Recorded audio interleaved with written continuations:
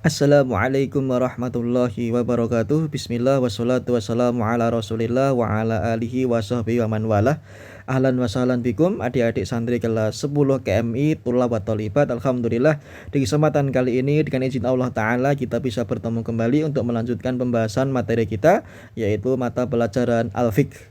Kita sudah masuk di pertemuan sebelumnya pembahasan terkait dengan Kitabul Buyu', yaitu bab kitab jual beli.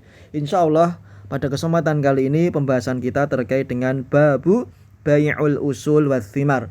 Bab jual beli pepohonan dan buah-buahan di Ustadz di kitab PDF di halaman 84. Ini silahkan kalian buka kitab kalian dan disimak penjelasan yang akan Ustadz sampaikan. Baik. Kita mulai.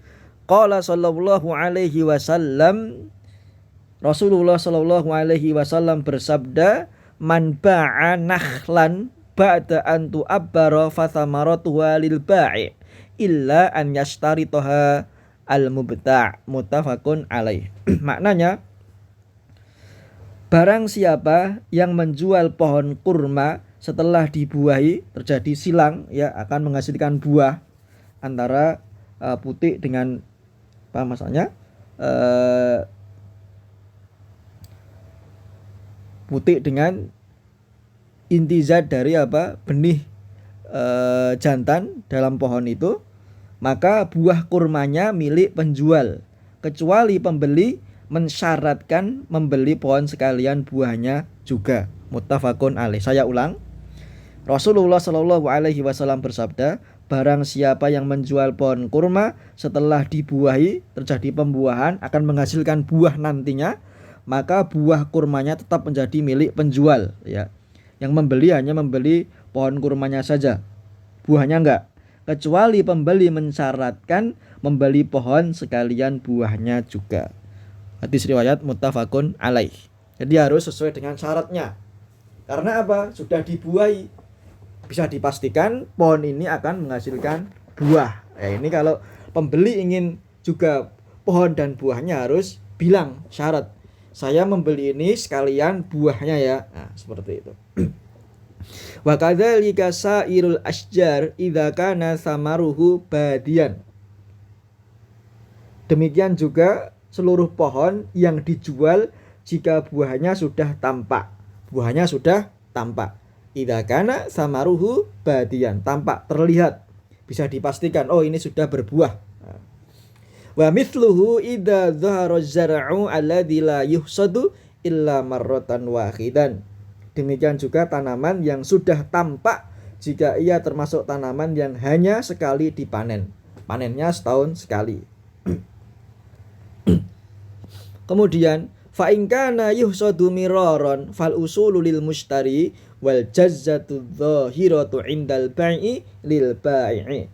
Kalau tanaman tersebut bisa dipanen beberapa kali dalam setahun maksudnya, maka pokok tanamannya milik pembeli dan hasil yang tampak yang siap dipetik ketika transaksi maka menjadi milik penjual.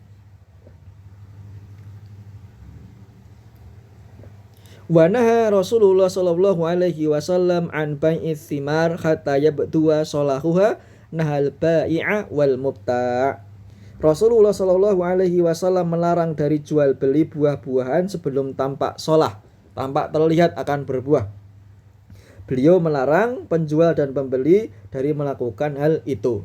Di sini ada larangan dari hadis Nabi, ya, tidak boleh menjual buah-buahan dalam misalnya pohon tapi belum tampak akan berbuah, masih ajek-ajek atau masih di awang-awang. Nah, ini tidak boleh, harus dipastikan sudah tampak buahnya, sudah pasti berbuah. Nah, itu baru boleh untuk dilakukan transaksi jual beli.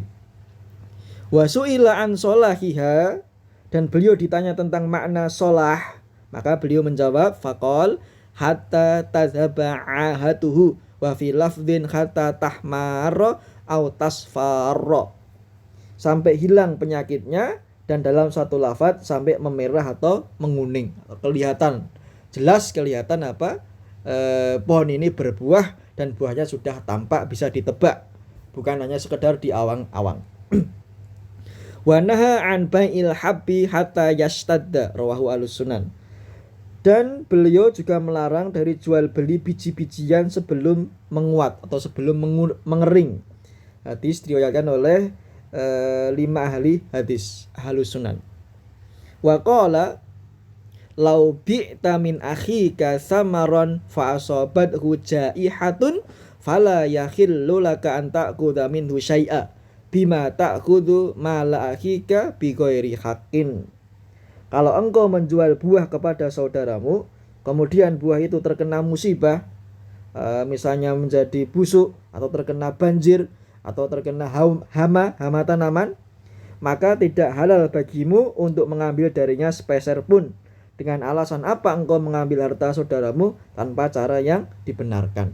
Hadis riwayat Muslim. Ya, di sini harus apa? Kalau menjual semacam biji-bijian harus sebelum menguat atau sebelum mengering. Jaga-jaga kalau nanti apa? Misalnya ada musibah atau ada hama tanaman dan yang lain.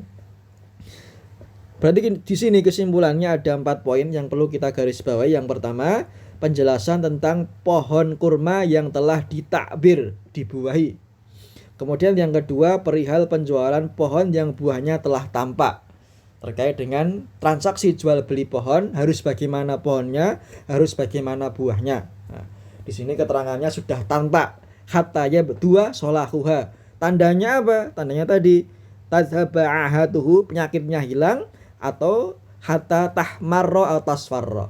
Buahnya sudah terlihat memerah atau menguning. Itu namanya makna dari buahnya sudah tampak. Poin ketiga, seputar penjualan tanaman yang bisa dipanen, ya. Kemudian yang terakhir, ketentuan dalam penjualan buah. Ketentuan dalam penjualan buah. Itu tadi materi kita kali ini.